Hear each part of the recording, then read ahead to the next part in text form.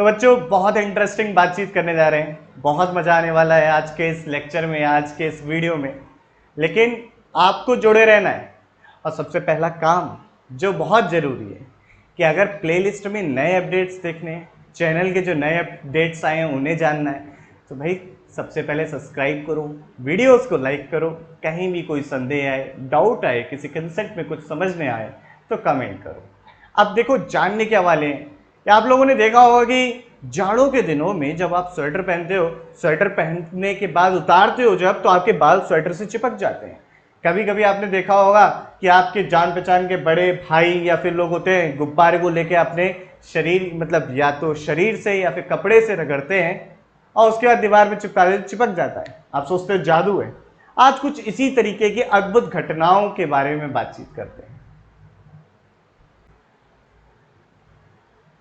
तो बच्चों आज के लेक्चर में जानेंगे कि किसी अनावेशित पिंड को कैसे आवेशित करते हैं, यानी कि किसी वस्तु का आवेशीकरण, कैसे एक वस्तु पर आवेश आ जाता है। वैसे तो हमेशा वस्तु पर आवेश होता है, लेकिन जितना आवेश धनात्मक होता है उतना ही आवेश ऋणात्मक होता है, इसलिए कुल आवेश शून्य होता है। अब देखते हैं कि कैसे हम आवेशित कर सकते हैं किसी वस्तु को।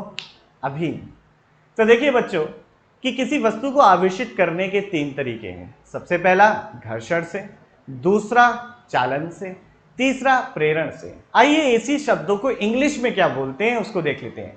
First one charging by friction, second one charging by conduction and third one charging by induction. अब देखिए घर्षण द्वारा, फ्रिक्शन से कैसे बॉडी को, पिंड को आवेशित किया जाता है। अगर मैं कहूं कि मैंने अगर अपने दोनों हाथों को रगड़ा तो ये आवेशित क्यों नहीं हुए बच्चों? क्या पीछे कारण है? देखिए किसी भी अगर वस्तु को दूसरी वस्तु पर रगड़े और दोनों कुचालक हैं तो क्या होता है, यदि एक वस्तु की इलेक्ट्रोनेगेटिविटी यानी कि विद्युत ऋणात्मकता कम है और दूसरी वस्तु की विद्युत ऋणात्मकता ज्यादा है, इलेक्ट्रोनेगेटिविटी, तो जब मैं इस कुचालकों को रगड़ूंगा तो ऐसा करने पर क्या होगा, ये जिसकी इलेक्ट्रोनेगेटिविटी ज्यादा है इससे कुछ इलेक्ट्रॉन को अपनी तरफ ले लेगा और ये ऋणावेशित हो जाएगा और ये धनावेशित हो जाएगा। अब जब ऐसा होगा बच्चों तो उस समय क्या होगा, उस समय क्या आवेश संरक्षित होगा या नहीं होगा? उस समय भी आवेश संरक्षित होगा। जितना इस पे धन आवेश आएगा उतना ही इस पे ऋण आवेश आएगा। आइए देखते हैं आगे। अब जैसे कि आप देख सकते हैं कुछ कुचालकों को जब किसी कपड़े से या फर्श से रगड़ते हैं तो उनके अंदर आवेश का हस्तांतरण हो जाता है। पीछे क्या कारण है मैंने आपको बता दिया, ट्रांसफर ऑफ चार्ज होता है due to difference of electronegativity, विद्युत ऋणात्मकता के अंतर के कारण। अब विद्युत ऋणात्मकता क्या होती है, तो आप बच्चों ये विद्युत ऋणात्मकता केमिस्ट्री में पढ़ोगे।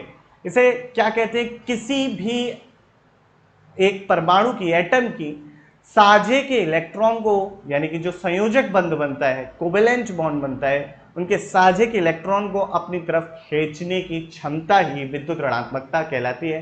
आगे तो बच्चों अब द्वितीय विधि को समझते हैं, चालन से आवेशीकरण। चालन से आवेशीकरण यानी कि चार्जिंग बाय कंडक्शन। जैसा कि आप देख सकते हैं कि वस्तु A एक सुचालक है और वस्तु B भी एक सुचालक है, बस अंतर इस बात का है कि वस्तु A आवेशित है और वस्तु B अनावेशित है। जब आवेशित वस्तु के पास P वस्तु को लेके जाया जाता है जो कि दोनों सुचालक हैं, तो क्या होता है, आवेश का आदान प्रदान हो जाता है, यानी कि वस्तु A से कुछ धनात्मक आवेश वस्तु B की तरफ जा चुका है। आप देख सकते हैं जैसा कि चित्र में आपको देखने को मिल रहा होगा। अब दोनों को जब पृथक किया गया तो क्या हुआ कि वस्तु A जो कि पहले से आवेशित थी उस पर भी कुछ आवेश है और वस्तु B जो कि अनावेशित थी लेकिन उस पर आवेश आ चुका है। तो इस तरीके को बोलते हैं हम चार्जिंग बाय कंडक्शन, यानी कि चालन से आवेशीकरण। चलिए इसकी परिभाषा को देखते हैं। तो बच्चों कंडक्शन से हमें अगर चार्जिंग करनी है तो दो सुचालकों की हमें आवश्यकता होती है। जब एक आवेशित वैद्युत सुचालक को किसी अनावेशित सुचालक से स्पर्श कराते हैं तो आवेश एक चालक से दूसरे चालक पर चला जाता है और उनको पृथक करने पर सजातीय आवेश यानी कि सेम पोलैरिटी के चार्जेस आते हैं। सजातीय इन्हें बोलते हैं, यानी कि समान आवेश आ जाते हैं। अगर एक पे धन आवेश था तो दूसरे पे भी धन आवेश ही आएगा बच्चों। ठीक है, तो इस प्रकार के आवेशीकरण को हम चालन से आवेशीकरण कहते हैं। अब आइए इस चीज को समझते हैं बच्चों की क्यों एक चालक से दूसरे चालक पर आवेश जाता है, क्या कारण है, आइए समझते हैं। तो देखिए बच्चों, जब एक चालक ए था अपने पास और चालक ए पर धन आवेश था, अब जैसे कि हम पहले भी पढ़ चुके हैं कि अगर किसी पर आवेश है, देखिए ये दो आवेश है ना, तो इन दोनों आवेशों के बीच में बल लग रहा होगा और ये बल एक दूसरे को प्रतिकर्षित कर रहा होगा क्योंकि सजातीय आवेश है, समान पोलैरिटी यानी कि समान ध्रुव के आवेश है। अब जब मैं इसके पास दूसरा अनावेशित चालक लेके जाता हूं बच्चों, तो इस फोर्स की वजह से, इस प्रतिकर्षण के बल की वजह से ये जो आवेश है यहां पर पहुंच जाता है। या मैं इस तरीके से कह सकता हूं, दूसरी तरीके से इसी बात को ऐसे समझाया जा सकता है कि ये जो धन आवेश है इसके अंदर उपस्थित इलेक्ट्रॉन को अपनी तरफ आकर्षित कर लेते हैं और जब ये अपनी तरफ आकर्षित कर लेते हैं तो इसमें से इलेक्ट्रॉन की कमी हो जाती है और जब इलेक्ट्रॉन की कमी हो जाती है तो यहां पर भी धन आवेश आ जाता है। इन बातों को दोनों तरीके से बच्चों समझा जा सकता है। या तो मैं कहूं कि धनावेश के बल लग रहा था वो इधर चला गया, या ऐसे कह दूं कि इस चालक में उपस्थित इलेक्ट्रॉन को ये अपनी तरफ आकर्षित कर लेता है। आकर्षित करने के पश्चात इस चालक पर भी धन आवेश आ जाता है। अब बच्चों हम जो तृतीय विधि पढ़ेंगे कि किस तरीके से बिना चालक को स्पर्श कराए एक चालक से या एक बॉडी से दूसरे बॉडी पे चार्ज लाया जाए। ये बिल्कुल उसी तरीके से कि आपने अपने दोस्त को कुछ नहीं बताया, बस आपके पास एक बहुत शानदार सा पेन है, आपके दोस्त ने देखा और अगले दिन वैसे ही वो पेन लेके आता है, आपने कोई तारीफ नहीं करी। इसे कहते हैं इंडक्शन और हिंदी में बोलते हैं प्रेरण। तो अब बच्चों पढ़ेंगे चार्जिंग बाई इंडक्शन। प्रेरण वह विधि है जिसके द्वारा कोई भी आवेशित वस्तु को बिना स्पर्श कराए, बिना वो अपना आवेश खोए, अनावेशित वस्तु को आवेशित कर देती है। ऐसा कैसे संभव है, इसके बारे में जानते हैं बच्चों। तो देखिए, जब किसी आवेशित वस्तु ए के पास अनावेशित वस्तु बी लेके जाते हैं तो क्या होता है। तो आवेशित वस्तु ए पर पहले समझ लेते हैं, एक्सप्लेन कर देता हूं मैं। तो बच्चों देखते हैं कि किस तरीके से प्रेरण की सहायता से आवेश किसी वस्तु पर दिया जाता है, या इस प्रोसेस को बोलते हैं इंग्लिश में चार्जिंग बाय इंडक्शन। तो परिभाषा तो हम देख ही लेंगे, पहले समझ लेते हैं कि किस तरीके से ये किया जाता है। तो बच्चों देखिए, जैसा कि आपके पास एक आवेशित चालक है या एक आवेशित पिंड है, इस पर धन आवेश उपस्थित है। जब इसके पास, आपने देखा होगा कि गुब्बारा वाला जो उदाहरण था उसमें भी ऐसे ही कुछ हो रहा था कि आपकी दीवार तो आवेशित नहीं थी किंतु गुब्बारा उस पर चिपक रहा था। उसका एग्जाम्पल भी मैं यहां पर समझाऊंगा आपको।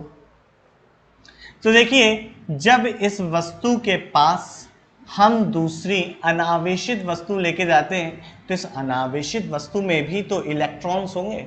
तो ये आवेशित धन आवेश है, इसमें उपस्थित इलेक्ट्रॉन्स को ये वस्तु ए बी वस्तु के इलेक्ट्रॉन को अपनी तरफ आकर्षित करने लगेगी और पीछे उतना ही धनावेश आ जाएगा।